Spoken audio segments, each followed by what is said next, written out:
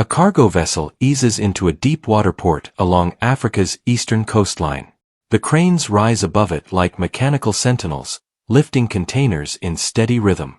Rail lines stretch inland toward copperbelts and cobalt fields. Fiber optic cables lie beneath the ocean floor, quietly carrying data across continents. 10 years ago, much of this did not exist. From the outside, it looks like infrastructure, concrete, steel, logistics. Development measured in kilometers and tonnage. But infrastructure is rarely neutral. Across Africa, trillions of dollars in untapped mineral reserves, energy corridors, agricultural land, and demographic potential are drawing global capital at historic scale. Cobalt for electric vehicles. Lithium for batteries. Natural gas for energy transitions. Rare earths for defense systems. The continent holds nearly 30% of the world's known mineral reserves and the youngest workforce on the planet. Yet wealth in the ground has never guaranteed leverage above it. What appears to be construction is also integration. What looks like investment is also alignment. What feels like growth may shape dependency or independence. This is not a return to colonial rule in its old form. Nor is it a simple rivalry between East and West. It is a restructuring of how Africa connects to the global economy. And the real question is not who is arriving. The real question is, what kind of system is being built, and who will ultimately control its foundations? Africa's transformation is not a distant projection. It is already underway. Capital is moving into ports, rail corridors, mining concessions, power grids, and digital infrastructure. Sovereign wealth funds are negotiating agricultural leases. Multinational firms are securing long-term mineral supply agreements. Development banks are restructuring financing frameworks to compete with bilateral lenders. From the outside, this resembles a development surge. But the stakes are larger than growth rates. The decisions being made today will determine whether Africa remains primarily a supplier of raw materials, or evolves into a central node in global manufacturing, energy processing, and technological supply chains. This is not simply about foreign presence. It is about value chain position. Will lithium leave the continent unprocessed? Will cobalt be refined domestically? Will new railways link mines directly to export terminals, or to industrial clusters? The answers will shape tax bases, employment patterns, currency stability, and sovereign leverage for decades. Africa's trillions are not only about what lies underground. They are about who captures the value above it. And once supply chains harden, they rarely shift quickly. The window for structural positioning is open, but it will not remain open indefinitely. Before the current wave of capital and competition, Africa's political architecture had already undergone multiple structural transformations. The colonial period carved borders that rarely reflected ethnic, linguistic, or economic realities. Post-independence governments inherited administrative systems designed for extraction rather than diversified development. In many cases, centralized authority became the default mechanism for maintaining territorial cohesion. During the Cold War, political alignments were often shaped less by domestic economic models and more by superpower patronage. Aid flows, military support, and ideological affiliation influenced leadership stability across the continent. When the Cold War ended, external alignment shifted again. Structural adjustment programs in the 1980s and 1990s reduced state involvement in industry, privatized public assets, and liberalized trade. According to World Bank and IMF archival assessments, the objective was macroeconomic stabilization. The outcome, however, was uneven. Some states strengthened fiscal discipline and improved monetary management. Others experienced weakened public sectors without parallel private sector expansion. By the early 2000s, political stability varied widely. Certain countries consolidated electoral systems and improved governance metrics. Others remained vulnerable to institutional fragility, patronage networks, and resource-dependent budgeting. Regional blocs such as the African Union and sub-regional organizations expanded diplomatic coordination. Yet sovereignty remained strongly guarded at the national level. This political backdrop shaped how external capital would later interact with African states. In systems with strong regulatory institutions, foreign investment could be negotiated strategically. In weaker institutional environments, large-scale projects risked concentrating power around executive branches. The political foundation was therefore not uniform, and uniform outcomes would be unlikely. Before the current power shift accelerated, Africa's economic structure was defined by concentration. Many economies relied heavily on a narrow range of exports: oil in Nigeria and Angola, copper in Zambia, cobalt in the Democratic Republic of Congo, gold in Ghana, platinum in South Africa. Agricultural commodities such as cocoa, coffee, and tea remained critical in several states. According to UNCTAD and African Development Bank data, export diversification across much of the continent remained limited well into the 2000s. Manufacturing's share of GDP in many countries stayed comparatively low, particularly outside a handful of more industrialized economies. This structure created vulnerability. When commodity prices rose, growth surged. When prices fell, fiscal space contracted. The 2000s commodity supercycle temporarily strengthened foreign exchange reserves and government revenues. China's industrial expansion increased demand for African minerals and energy exports, contributing to average growth rates above global norms in several years. From the outside, the numbers suggested momentum. Beneath the surface, value addition remained constrained. Raw materials were often exported in unprocessed form, with refining and higher-margin manufacturing occurring elsewhere. Infrastructure deficits compounded the problem. Electricity shortages, limited rail connectivity, and underdeveloped logistics systems increased transaction costs and reduced competitiveness in manufacturing sectors. Access to long-term capital was uneven. Domestic financial markets remained shallow in many states, making external financing essential for large-scale projects. The economic foundation was therefore resource-rich, but structurally exposed. Growth existed. Resilience was more fragile. Africa entered the 21st century with a demographic profile unlike any other region. The continent's median age remained below 20 in many countries. Urban populations expanded rapidly, with cities such as Lagos, Nairobi, and Addis Ababa growing at some of the fastest rates globally. According to United Nations demographic projections, Africa is expected to account for a significant share of global population growth in the coming decades. This demographic surge represented both opportunity and pressure. A young workforce can drive industrial expansion. It can also strain labor markets when formal employment creation lags. In many states, informal sectors absorbed a large share of economic activity. Small-scale trade, services, and agriculture provided livelihoods for millions, but often without stable wage structures, social protection systems, or long-term capital accumulation. Education access improved across several countries, yet alignment between educational systems and industrial demand remained inconsistent. Technical training capacity, particularly in engineering and advanced manufacturing, lagged behind potential demand for industrial transformation. Culturally, Africa was not a passive recipient of global influence. Local entrepreneurship expanded in fintech, telecommunications, and digital services. Mobile banking innovations emerged from within the continent, not from outside it. At the same time, historical memory of external exploitation shaped public discourse. Infrastructure deals and foreign partnerships were often viewed through the lens of past extraction cycles. This social landscape meant that large-scale capital inflows would not operate in a vacuum. They would intersect with rising expectations. And expectations, once elevated, rarely recede quietly. Leadership across African states entered this new phase shaped by historical constraint and contemporary ambition. Post-independence governments had long navigated a difficult balance, preserving sovereignty while securing external capital.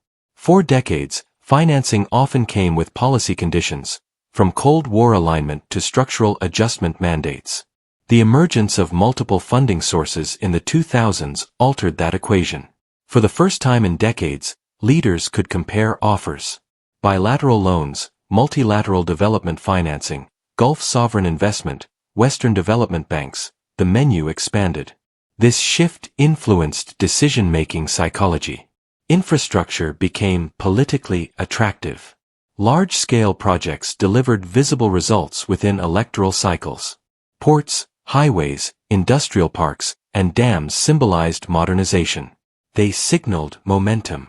At the same time, the complexity of financing structures increased. Resource-backed loans, long-term repayment schedules, and sovereign guarantees required technical capacity to manage risk effectively. In systems with strong institutional oversight, negotiation leverage improved.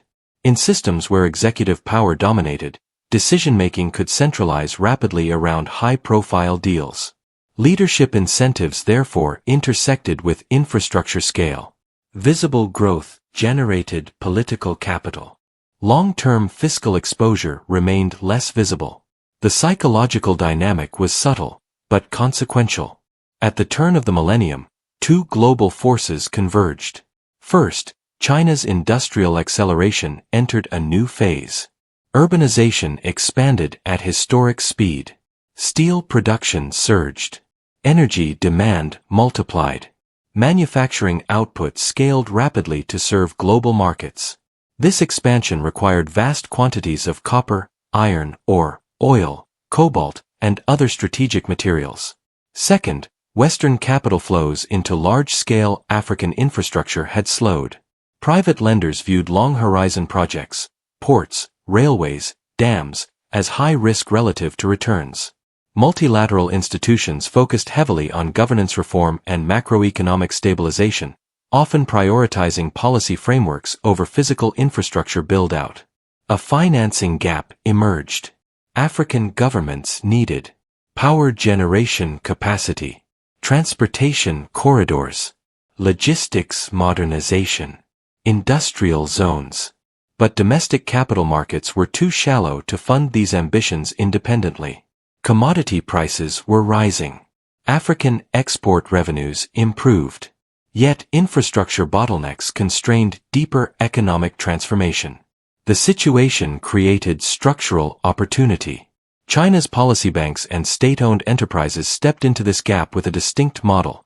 Infrastructure financing tied to construction delivery, often backed by sovereign guarantees and, in some cases, resource revenue.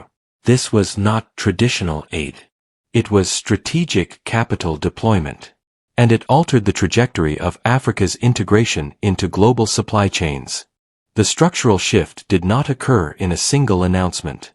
It unfolded through a series of bilateral agreements, infrastructure contracts, and long-term financing commitments in the early and mid-2000s. One of the defining decisions was the formalization of large-scale resource-backed infrastructure deals. In several cases, African governments secured financing for railways, roads, and energy projects in exchange for long-term supply arrangements tied to mineral or oil exports. This model aligned incentives on both sides. For lenders, repayment was linked to tangible resource flows. For borrowers, immediate infrastructure construction accelerated. Simultaneously, China institutionalized its engagement through the Forum on China-Africa Cooperation, FOCAC, expanding development financing and technical partnerships. Gulf states increased agricultural and port investments. Western governments, observing the scale of new bilateral deals, began reconsidering their engagement strategies. The key decision was not simply accepting foreign capital. It was accepting a new financing architecture. Infrastructure would be built faster. Contracts would be negotiated bilaterally. Repayment terms would extend over decades. This architecture altered bargaining dynamics. States with strong export potential secured large projects quickly. States with weaker fiscal positions faced greater exposure. The system moved from fragmented development assistance toward concentrated, high-value capital agreements. The shift was gradual, but unmistakable. The early reaction to this new wave of engagement was mixed, and often shaped by perception rather than contract detail. Within many African states, infrastructure delivery generated visible optimism. Roads that had stalled for years moved forward. Power plants came online. Port capacity expanded. Construction employment rose. Political leaders presented projects as evidence of modernization. From the outside, analysts debated the implications. Some observers framed the model as pragmatic development financing, filling a gap left by cautious Western lenders. Others raised concerns about debt sustainability, transparency, and long-term repayment exposure. International financial institutions began tracking sovereign borrowing more closely. Research institutes examined the structure of bilateral loan agreements. Economists assessed whether infrastructure growth would translate into industrial upgrading. Yet in the early phase, the dominant narrative was momentum. Commodity prices remained elevated. Growth rates across several African economies were among the highest globally during parts of the 2000s. Fiscal revenues improved. Urban expansion accelerated. Beneath the surface, however, the structural test had not yet arrived. Infrastructure was being built. But whether it would alter value chain positioning, or simply accelerate export extraction, remained unclear. The reaction was hopeful.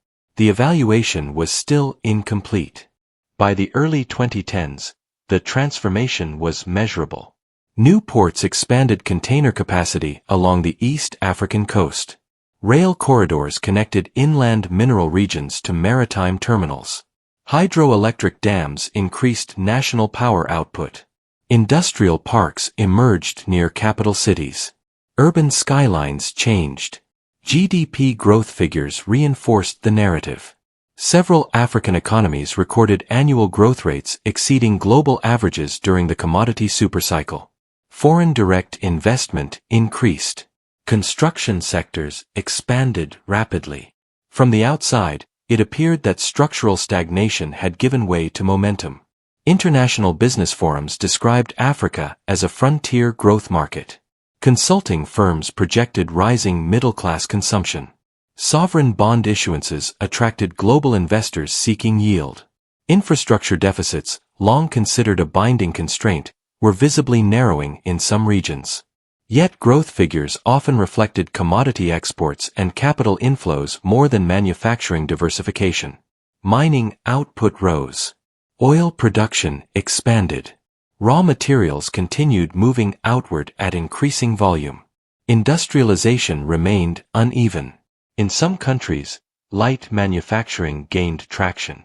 In others, the economic base remained heavily resource-dependent despite infrastructure upgrades. The distinction was subtle but important. Infrastructure can enable diversification. It can also accelerate extraction. At this stage, both interpretations seemed plausible. The cranes moved. The ships docked. The numbers improved. But the structure beneath the growth required closer inspection. As infrastructure projects multiplied, public sentiment in many regions shifted toward cautious optimism. Urban populations experienced tangible improvements. Commute times shortened with new highways. Electricity supply stabilized in areas long accustomed to outages. Mobile connectivity expanded as telecom infrastructure improved. Governments framed these developments as evidence of a new economic era. Political messaging emphasized partnership, modernization, and continental resurgence. Regional summits highlighted Africa's role in global growth narratives. Investor confidence followed. Sovereign bond issuances from several African states attracted strong demand in international markets. Rating agencies upgraded outlooks during periods of sustained commodity revenue. Development finance institutions increased co-financing participation in large-scale projects. From the outside, Africa appeared to be entering a cycle of sustained acceleration. Beneath the surface, however, public understanding of financing structures remained limited. Loan maturities extended decades into the future. Repayment schedules were often tied indirectly to commodity performance or fiscal stability.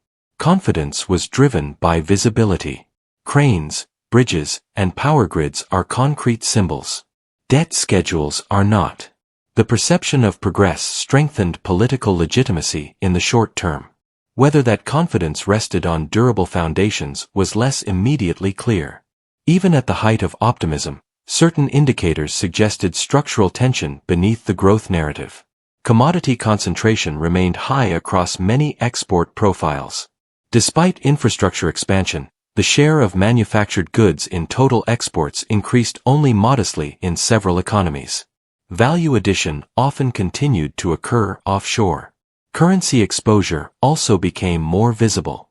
As borrowing expanded, sometimes in foreign-denominated instruments, repayment vulnerability increased when local currencies depreciated. A strengthening dollar raised servicing costs in several cases. From the outside, debt-to-GDP ratios appeared manageable during high-growth years. Beneath the surface, fiscal dependence on volatile commodity revenues introduced fragility. When prices softened, revenue projections tightened quickly. Another signal emerged in project efficiency. Some infrastructure projects operated below capacity due to complementary bottlenecks, insufficient local industrial demand, delayed connecting roads, limited grid integration. Infrastructure alone does not guarantee industrialization. It requires policy alignment, regulatory clarity, skilled labor, and capital market depth. In some states, these secondary layers developed slowly. The cranes still moved, but the underlying transformation was not automatic. It depended on institutional follow-through. The early warning signs did not signal collapse. They signaled complexity. And complexity rarely resolves itself without deliberate design. To understand the structural shift underway, consider a simplified analogy. Imagine a town rich in timber. For decades, it sells raw logs to external buyers. The revenue sustains public services, builds roads, and finances imports. When timber prices rise, the town prospers. When prices fall, budgets tighten. One day, an investor arrives and proposes building a larger highway to transport logs more efficiently. The town accepts. Exports increase. Revenue rises further. From the outside, growth accelerates. But the town still exports logs. It does not build sawmills. It does not manufacture furniture. It does not design finished products. The value chain remains external. Infrastructure improves throughput, not transformation. Now imagine a different scenario. Instead of only upgrading the highway, the town invests in processing facilities, training programs, power supply stabilization, and credit systems to support local manufacturers. Logs are still harvested, but some are processed locally. Jobs diversify. Tax bases expand. Skill levels increase. The same resource base produces a different structural outcome. Africa's trillions present a similar dynamic. Infrastructure can either accelerate extraction or enable industrial layering. The distinction lies not in who builds the port. It lies in how the surrounding economic ecosystem evolves. The mechanism is quiet, but it determines leverage. History offers multiple examples of how this mechanism unfolds. In the 19th century, several Latin American economies expanded rapidly through commodity exports: silver, copper, agricultural products. Railways were built. Ports modernized. Foreign capital flowed in. Growth was visible. Yet industrial capacity often remained limited. Processing and manufacturing took place in Europe and North America. When commodity prices declined, fiscal pressure intensified. The infrastructure remained, but structural dependence persisted. Contrast this with parts of East Asia in the late 20th century. South Korea and Taiwan began as resource-constrained economies. They imported raw materials but deliberately moved up value chains through industrial policy, export processing zones, and domestic capacity building. Ports were not merely conduits for raw exports. They became nodes for manufacturing integration. The divergence was not determined by natural resource endowment. It was shaped by institutional coordination. More recently, Middle Eastern oil economies have attempted diversification. Some invested heavily in downstream processing and logistics hubs. Others remained reliant primarily on crude exports. In each case, infrastructure played a central role. But infrastructure alone did not determine outcome. Policy sequencing, financing structure, industrial incentives, and governance capacity shaped whether value remained domestic or flowed outward. Africa's current phase sits at a similar junction. The continent is not destined for dependency, nor is transformation automatic. The mechanism is structural and contingent. Large-scale capital inflows generate effects beyond the immediate project footprint. When a port expands, shipping volume increases. Insurance markets adjust. Currency flows intensify. Financial services cluster around logistics hubs. Urban land values rise. These secondary effects can stimulate broader economic ecosystems. But they can also concentrate benefits geographically.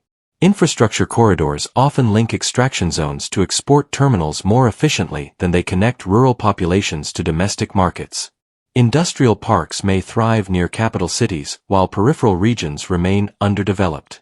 Financially, external borrowing tied to infrastructure introduces long-term obligations.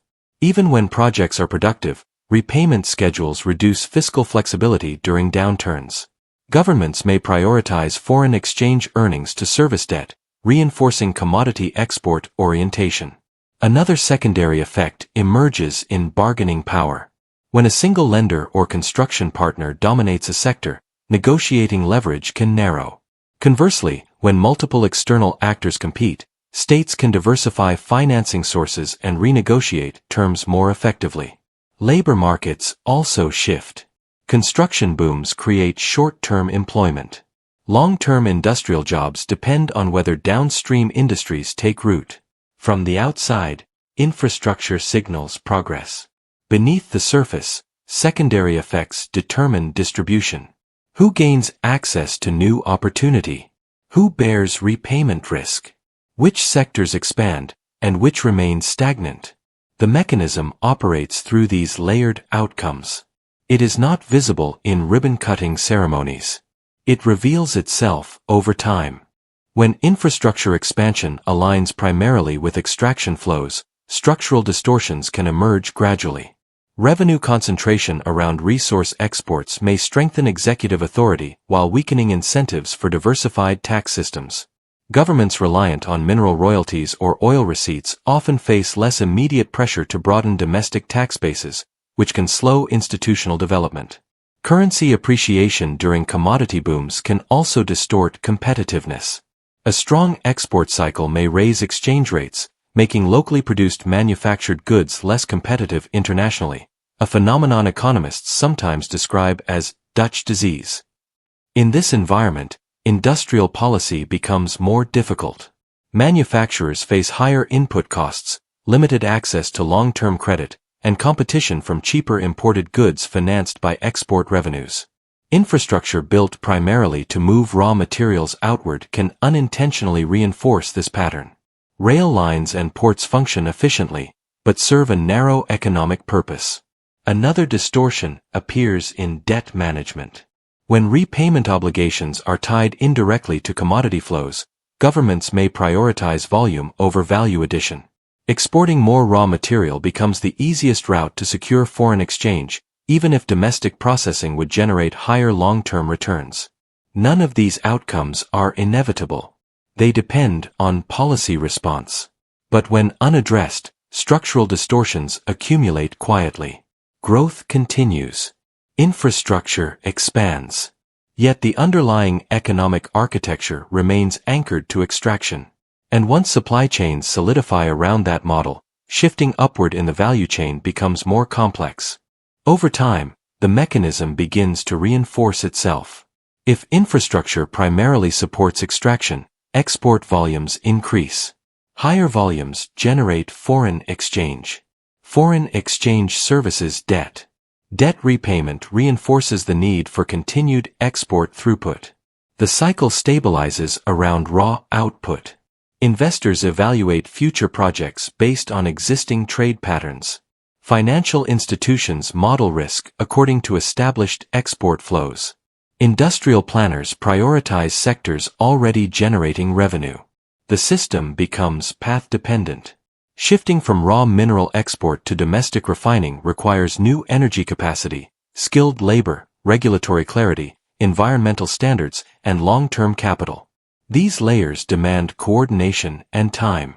If those layers lag, the easier route remains visible: extract, ship, repay. From the outside, the economy appears integrated into global markets. Beneath the surface, value capture remains external. This is not a trap in the conspiratorial sense. It is a structural equilibrium. And equilibria persist until deliberate policy alters them. The hidden mechanism, once activated, does not collapse economies. It channels them. The direction of that channel remains the defining question. Structural damage does not announce itself dramatically. It appears gradually, through what fails to expand. In economies where infrastructure strengthens extraction without parallel industrial policy, domestic manufacturing can stagnate. Local producers face a difficult environment.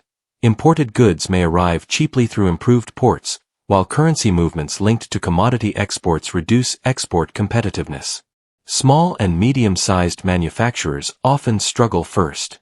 Without access to affordable credit or stable power supply, they cannot scale. Industrial parks may exist, but without integrated supply chains, production remains shallow. From the outside, trade volumes rise. Beneath the surface, the composition of trade remains narrow. Mining output grows. Oil exports increase. Agricultural commodities ship efficiently. Yet downstream processing facilities, smelters, refineries, component assembly plants, expand slowly or not at all. Industrial decline is not always visible in headline growth figures. GDP can rise while manufacturing share remains flat or falls. Employment may shift towards services tied to logistics rather than value-added production. Over time, this limits wage growth potential. Extraction sectors are capital-intensive. They generate revenue, but not always broad-based employment. Without diversified industry, labor absorption remains constrained. The damage is subtle. It is measured not by collapse, but by opportunity unrealized. When infrastructure primarily moves raw material outward, domestic industry can find itself competing at the margins. And margins rarely generate structural transformation. A stable middle class rarely emerges from extraction alone. Resource sectors generate revenue and foreign exchange, but they do not consistently produce broad-based employment. Industrial manufacturing, by contrast, tends to create layered labor markets: technicians, supervisors, engineers, supply chain managers, forming the backbone of an expanding middle-income population. When industrialization lags, the labor structure narrows. Urban populations may grow rapidly, but formal employment opportunities do not expand at the same pace. Service sector growth absorbs some workers, yet informal activity remains dominant in many cities. From the outside, rising GDP per capita can suggest upward mobility. Beneath the surface, income distribution often remains uneven. Revenue concentration in resource sectors can increase state spending capacity, but without diversified enterprise development, private sector wage growth may plateau. Skilled workers migrate abroad. Domestic credit systems remain shallow. A middle class dependent primarily on public sector employment or commodity-linked services is vulnerable to price cycles. When export revenues fall, fiscal tightening can follow. Public wages slow. Infrastructure maintenance delays. Consumer demand softens. The erosion is gradual, not dramatic. It appears as stagnation rather than collapse. And without a broad, diversified middle-income base, domestic demand for higher-value goods and services remains constrained. Industrial upgrading becomes more difficult. Social expectations, however, continue to rise. And expectations without opportunity create structural tension over time. Institutions do not weaken overnight. They adapt to incentive structures. In economies where revenue flows concentrate around large-scale resource exports and centralized infrastructure agreements, institutional balance can shift subtly toward executive authority. Megaproject negotiations often occur at the highest political levels. Financing arrangements, sovereign guarantees, and strategic concessions require centralized decision-making. When technical oversight bodies lack capacity, transparency can narrow. From the outside, projects are delivered efficiently. Beneath the surface, institutional layering may thin. Parliaments and regulatory agencies can struggle to evaluate complex long-term contracts. Debt management offices may lack sufficient analytical depth to model commodity price volatility across decades. Environmental oversight mechanisms may operate under time pressure when investment is framed as urgent development. Institutional weakening does not necessarily imply corruption or dysfunction. It reflects imbalance. When policy revolves heavily around resource throughput and infrastructure scale, administrative attention can concentrate there. Broader economic reform, competition policy, small enterprise development, education alignment, may receive comparatively less focus. Over time, this concentration reduces flexibility. Diversification requires coordinated policy across ministries, financial regulators, training institutions, and private sector actors. If institutional capacity has narrowed around extraction-linked sectors, expanding beyond them becomes administratively more complex. The cranes continue to move. Budgets are approved. Exports increase. Yet the institutional architecture underneath may become less adaptable. And adaptability is essential when global conditions shift. As infrastructure ambitions expanded, borrowing accelerated. During periods of high commodity prices and strong growth forecasts, external financing appeared manageable. Debt-to-GDP ratios remained within internationally accepted thresholds in many cases. Sovereign bond markets opened to new African issuers seeking diversified funding sources. Loans financed ports, railways, power plants, airports, and digital infrastructure. Development banks participated alongside bilateral lenders. Eurobond issuances attracted global investors searching for yield in a low-interest rate environment. From the outside, capital access signaled integration into global finance. Beneath the surface, repayment structures grew more complex. Some loans were concessional. Others carried commercial terms. Certain agreements were tied indirectly to export revenues. Foreign currency-denominated obligations increased exposure to exchange rate volatility. Borrowing itself was not inherently destabilizing. Infrastructure requires upfront capital. Long-term projects demand patient financing. The structural risk lay in revenue composition. If repayment relied heavily on commodity exports, then fiscal stability remained linked to global price cycles. A downturn in copper, oil, or cobalt markets could tighten foreign exchange availability quickly. At this stage, confidence persisted. Projects advanced. Contracts were signed. Obligations accumulated. Gradually, extended periods of growth can reshape perception. When export revenues remain strong and infrastructure projects proceed without immediate disruption, borrowing appears sustainable. Forecast models assume continued demand for minerals, stable commodity prices, and steady global liquidity conditions. Political incentives reinforce optimism. Visible infrastructure enhances legitimacy. Ribbon-cutting ceremonies communicate momentum.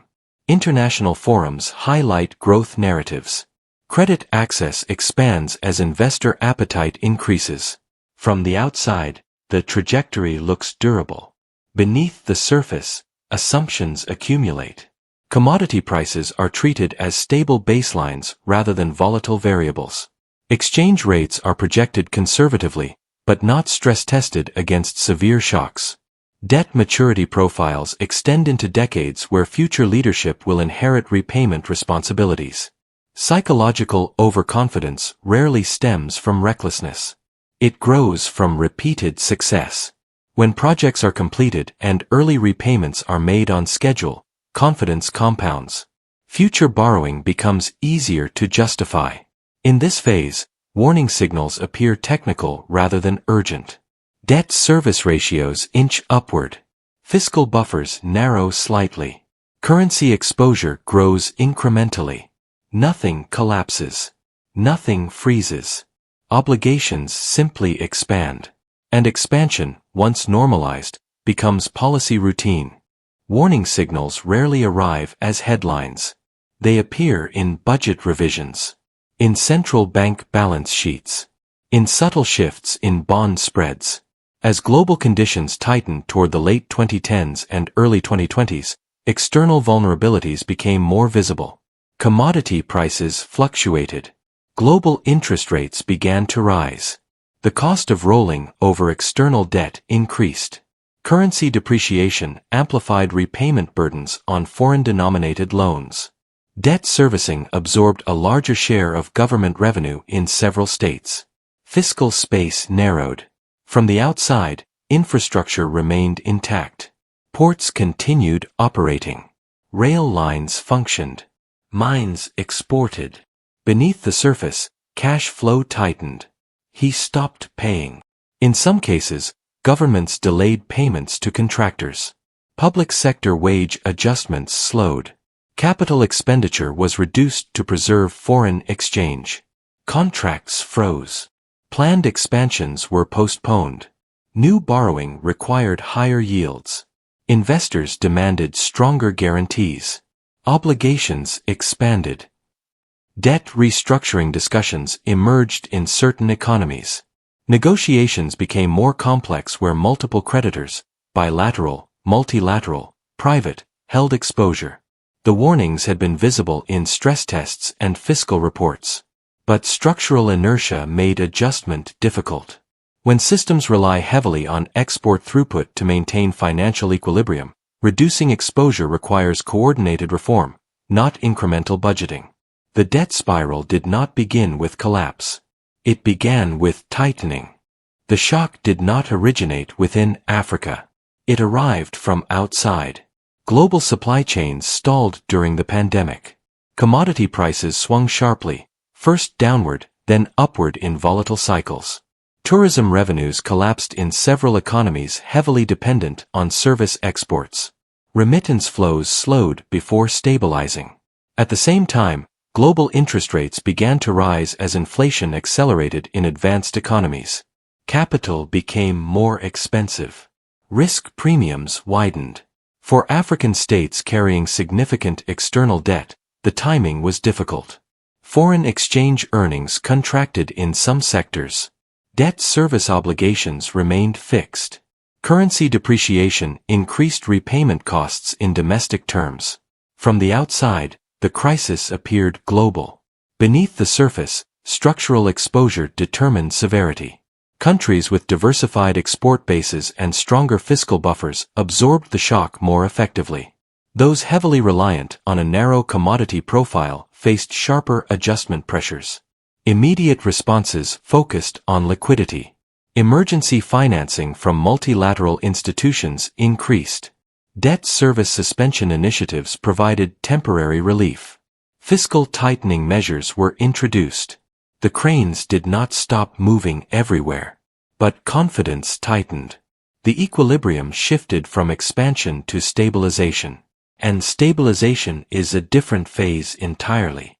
System breakdown rarely resembles chaos. It resembles constraint. As debt service ratios rose and access to new financing tightened, governments adjusted. Capital projects were delayed.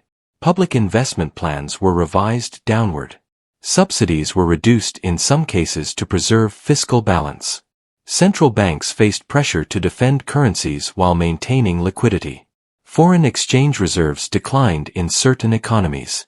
Import costs rose, particularly for fuel and food. From the outside, infrastructure still stood. Ports operated. Rail lines transported minerals. Power grids functioned. Beneath the surface, fiscal flexibility narrowed sharply. Debt restructuring discussions expanded. Negotiations with bilateral lenders, private bondholders, and multilateral institutions became increasingly complex. The diversity of creditor types, state lenders, commercial banks, bond markets, made coordination difficult. Credit ratings were downgraded in some cases, raising borrowing costs further. The system did not collapse. It tightened. Government ministries recalibrated budgets month by month. Procurement slowed. Payments were prioritized toward essential services and debt obligations. Development ambitions paused. In economies heavily integrated into global commodity supply chains, exports continued, but with less fiscal breathing room. The structural vulnerability that had accumulated over years now required adjustment.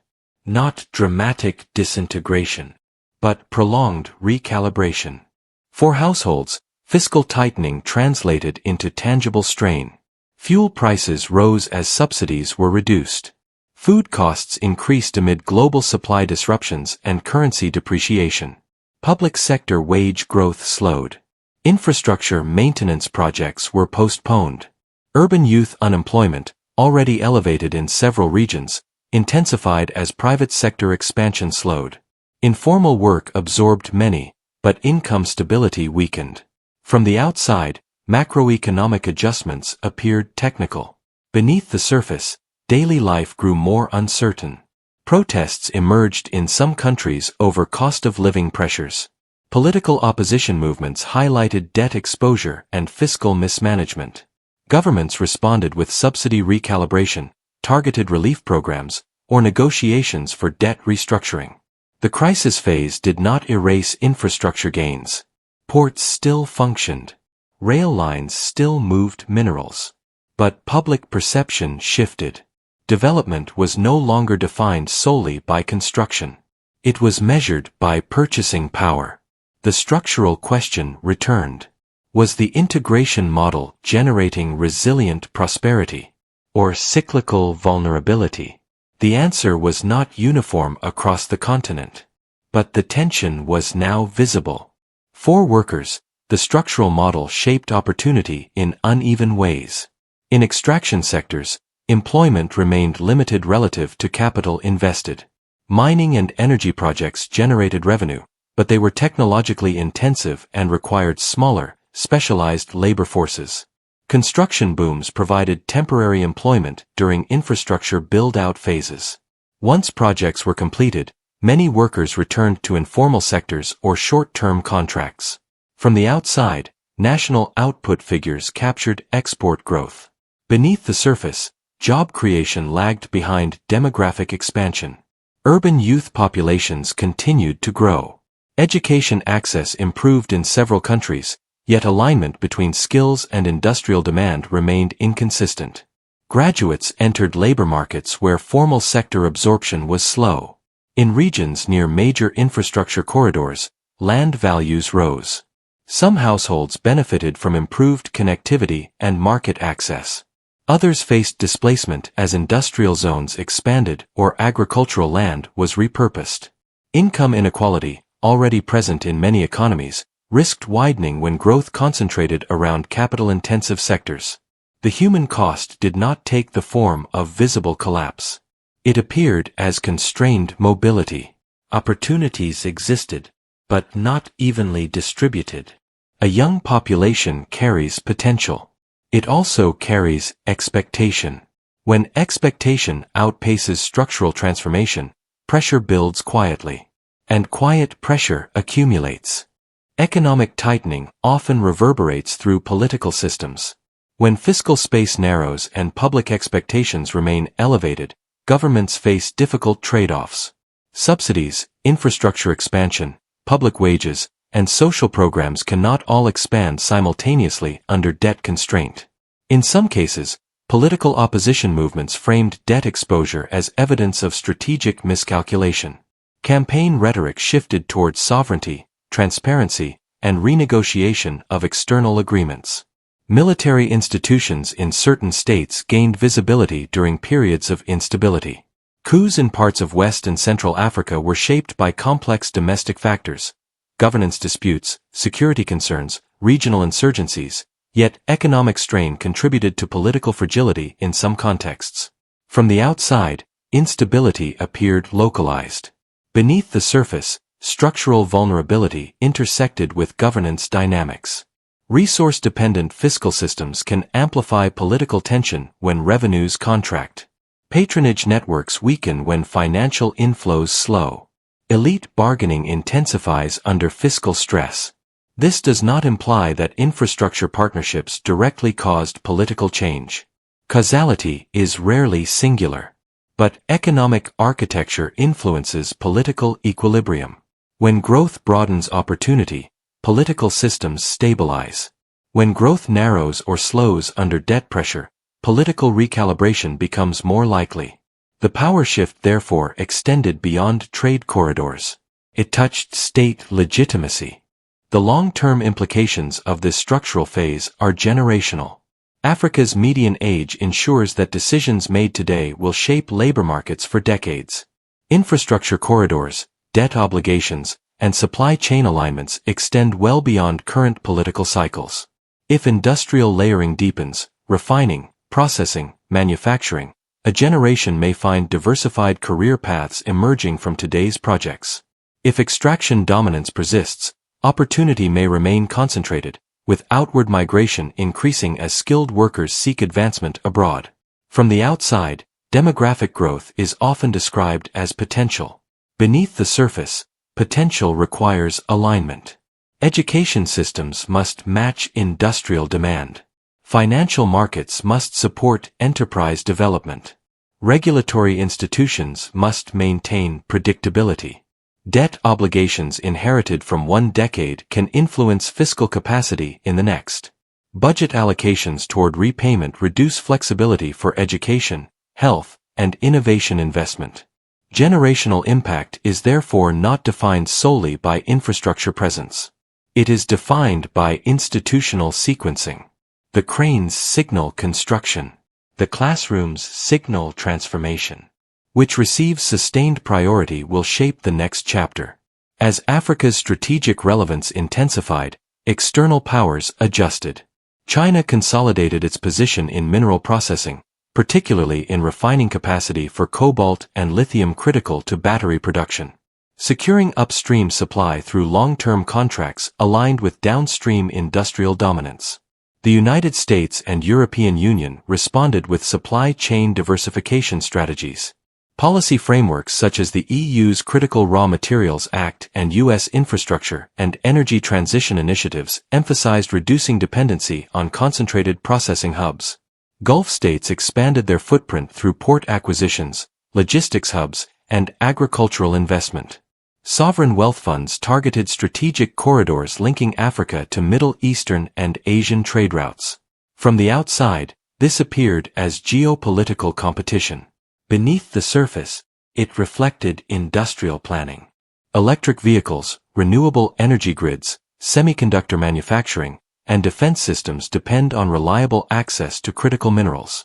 Africa's reserves, cobalt in the Democratic Republic of Congo, lithium in Zimbabwe, manganese in Gabon, copper in Zambia, became central to global transition strategies. The ripple effect extended beyond Africa's borders. Industrial policy in Washington, Brussels, Beijing, and Riyadh increasingly factored African supply security into long-term planning. This did not resemble 19th-century territorial conquest. It resembled strategic integration. Ports, refineries, and supply agreements became instruments of influence. And influence, in a multipolar system, flows through value chains. Trade patterns began to reflect this reorientation. China became Africa's largest bilateral trading partner. European states maintained significant investment presence. The United States deepened selective engagement through development finance and strategic partnerships. India, Turkey, and Gulf economies expanded commercial ties. From the outside, this diversification appeared balanced. Beneath the surface, trade composition remained crucial. A large share of African exports continued to consist of raw or lightly processed materials. Imports included machinery, electronics, vehicles, and manufactured goods. Power in global trade does not derive solely from volume. It derives from position. Countries that control refining, processing, and high-value manufacturing capture disproportionate margins. Those positioned primarily at the extraction stage remain price takers in volatile markets. If Africa succeeds in moving upstream, developing refining capacity, battery assembly, renewable energy manufacturing, trade power could shift meaningfully. If extraction remains dominant, integration will continue under existing hierarchies. The power shift reshaping the continent is therefore not predetermined. It is negotiated through industrial policy, financing models, and institutional capacity. Global actors are recalibrating. Africa's response will determine whether the shift redefines leverage or reinforces established patterns. Long decline does not always mean contraction. It can mean stagnation. In systems where extraction remains central and diversification lags, institutions gradually adapt to a narrower economic base. Policy becomes reactive rather than strategic. Ministries focus on managing revenue volatility instead of expanding productive capacity. Over time, this can produce institutional fatigue. Regulatory bodies tasked with overseeing complex supply chains may lack resources to update standards. Debt management offices become consumed with restructuring cycles. Development planning shifts from expansion to stabilization. From the outside, the state still functions. Budgets are passed. Exports continue. Infrastructure operates. Beneath the surface, adaptability weakens. Younger generations enter labor markets with limited industrial absorption. Skilled professionals migrate. Domestic entrepreneurship faces structural barriers, high energy costs, limited long-term credit, inconsistent policy frameworks. Institutional rot is not corruption alone. It is erosion of strategic capacity. When economic systems revolve around throughput rather than transformation, institutions may prioritize continuity over innovation. The danger is not sudden collapse. It is missed inflection points. Global supply chains are reconfiguring for energy transition and technological competition. If institutional focus remains anchored to existing export models, opportunities to reposition may narrow. Long decline therefore appears as relative loss of influence. Not dramatic failure, but gradual marginalization in evolving global networks. Loss of dominance does not necessarily mean loss of sovereignty. It means loss of leverage. In global supply chains, leverage belongs to those who control processing stages, technological standards, and financial channels. If Africa remains positioned primarily as a source of raw inputs, its influence over pricing and industrial direction remains limited. From the outside, export volumes can remain high. Beneath the surface, bargaining power narrows. When value addition occurs elsewhere, negotiating strength shifts toward downstream processors. Pricing mechanisms reflect global market structures rather than domestic policy preferences. Fiscal planning remains exposed to external cycles. This is not unique to Africa. Many commodity-dependent economies have faced similar dynamics across history. The divergence lies in timing. Global energy transition and digital industrialization are reshaping demand patterns. Countries that capture refining and manufacturing layers now may anchor themselves in emerging sectors for decades. Those that do not may find themselves supplying inputs without shaping standards. Loss of dominance therefore unfolds quietly. Exports continue. Infrastructure operates. But strategic influence resides elsewhere. The question remains open. Will the current power shift allow Africa to redefine its position, or leave it integrated under familiar hierarchies? The present-day pattern emerging across Africa is neither uniform success nor uniform dependency. It is divergence. In some countries, downstream processing capacity is expanding. Lithium refining initiatives are being discussed alongside mining concessions. Special economic zones aim to integrate light manufacturing with export corridors. Renewable energy projects seek to power industrial clusters rather than solely feed raw exports. In others, extraction continues largely unchanged. Rail lines connect mines directly to ports, and mineral concentrate ships outward with minimal domestic transformation. From the outside, both models appear similar. Cranes move. Exports rise. Foreign capital flows. Beneath the surface, value capture differs.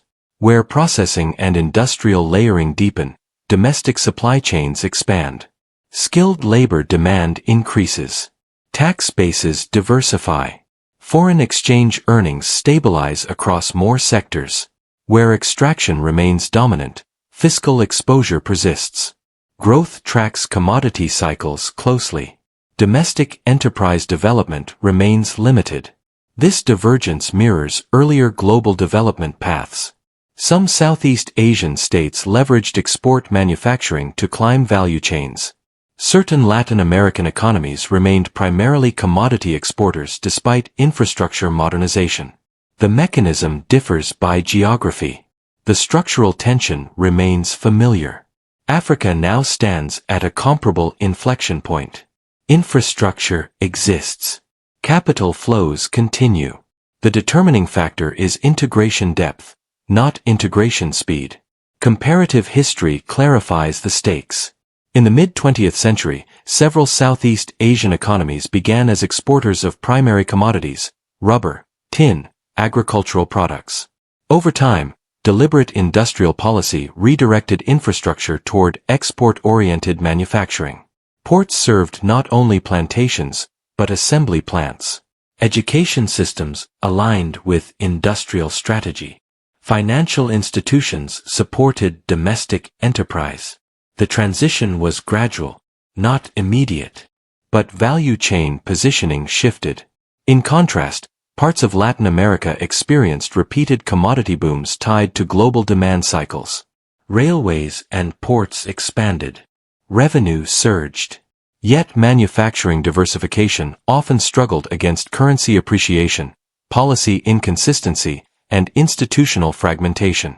Both regions possessed resources. Both built infrastructure. Outcomes diverged based on policy coordination and institutional sequencing. Africa's current phase reflects elements of both trajectories. Large-scale capital is available. Strategic minerals are in demand. External actors compete for access. The difference lies in how infrastructure integrates with domestic industry. If ports primarily facilitate outbound raw exports, the Latin American pattern becomes more likely. If ports anchor manufacturing ecosystems linked to global markets, the Southeast Asian trajectory becomes more plausible. The mechanism is not cultural. It is structural. And structure is shaped by deliberate choice. The warning embedded in this pattern is not dramatic. It is incremental. Once supply chains crystallize around a particular structure, altering them becomes difficult. Refineries, logistics hubs, and manufacturing ecosystems require years of investment and policy stability. Investors design operations for continuity, not constant repositioning. If Africa's integration stabilizes primarily at the extraction stage, upward movement later will demand significant recalibration, new capital, regulatory reform, skill development, and renegotiation of existing trade flows. If integration deepens now, value capture expands over time. The mechanism differs across countries. The structural tension remains familiar. No single partnership determines outcome. No external actor alone defines trajectory. Domestic institutional alignment remains decisive. The cranes signal movement. But movement alone does not guarantee transformation. The direction of integration, not its speed, will define whether Africa's trillions reshape global leverage or reinforce existing hierarchies. The window is open. Windows do not remain open indefinitely. The central lesson is structural rather than geopolitical. Wealth in the ground does not determine power. Control over processing, logistics, financing, and industrial coordination determines leverage. Money alone does not build resilience. Production capacity does. Liquidity can accelerate development. But without diversification, it can also narrow it. Extraction generates revenue. Diversification generates durability. Throughout history, economies that relied primarily on exporting raw inputs remained vulnerable to price volatility and external demand cycles. Those that moved upstream, even gradually, built deeper labor markets, stronger tax bases, and greater negotiating strength in global trade. Africa's trillions represent opportunity. But opportunity is mediated by system design. If infrastructure integrates the continent into global value chains at higher layers, refining, assembly, manufacturing, leverage increases. If integration remains focused on throughput of raw materials, exposure persists. This is not a moral judgment. It is a structural principle. Power follows position in the value chain. And value chains are shaped by policy alignment, institutional capacity, and long-term coordination. The cranes build access. Policy determines direction. The distinction between liquidity and resilience is often misunderstood. Liquidity solves immediate constraints. Resilience absorbs long-term shocks. External capital can finance infrastructure quickly. It can accelerate connectivity and expand export capacity. But resilience requires layered systems, domestic enterprise development, skilled labor formation, regulatory predictability, diversified revenue streams. Money without production creates dependency on continued inflow. Production without diversification creates vulnerability to technological change. The balance lies in integration depth. Extraction is not inherently limiting. Many advanced economies export raw materials. The difference lies in whether extraction anchors broader industrial ecosystems or operates in isolation. Africa's power shift is not about rejecting capital. It is about structuring it. When financing aligns with diversification strategy, leverage expands. When financing substitutes for diversification, structural exposure remains. The lesson is neither alarmist nor ideological. It is mechanical. Systems reward those who control value, not merely those who supply inputs. The cargo vessel docks again at the edge of the continent. Cranes lift containers in steady rhythm. Rail lines stretch inland across copper belts and lithium fields. The infrastructure stands solid against the horizon: steel, concrete, glass. From a distance, it looks like certainty. Ships arrive. Exports depart. Capital flows. But inside each container lies more than mineral ore or refined concentrate. It carries the architecture of a system. If the containers hold raw material alone, the value continues its journey elsewhere, into factories, laboratories, assembly plants beyond the coastline. If they hold processed goods, manufactured components, refined inputs ready for global markets, the equation changes. The port does not decide this. Policy does. Institutions do. Coordination does. Africa's trillions are real. Its demographic surge is real. Its strategic position is real. The power shift reshaping the continent is not defined by who builds the cranes. It is defined by who controls what moves through them. Integration is underway. The question is no longer whether Africa will be connected to global supply chains. It is how deeply, and on whose terms. The cranes will continue to move. The ships will continue to dock. The direction of value will determine the future.